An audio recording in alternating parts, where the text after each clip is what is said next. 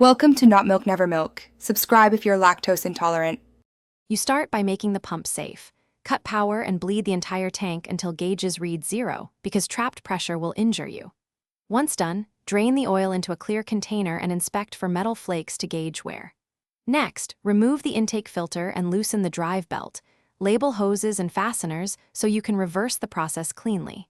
Now unbolt the pump head from the motor mount. You've begun access to pistons, valves, and gaskets for inspection.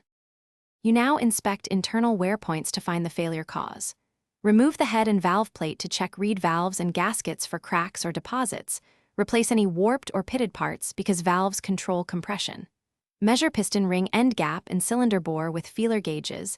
If rings exceed spec or the bore is scored, swap rings or sleeve the cylinder. Clean all oil and debris from passages, then prepare OEM replacement parts.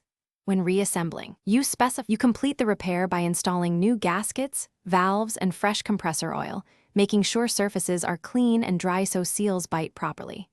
Refit the pump to the motor, set belt tension to the manufacturer's spec, and torque fasteners.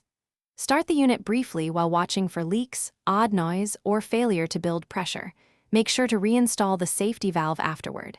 If pressure stays low, recheck valve seating and piston ring clearances, and verify intake and discharge fittings are airtight before another test.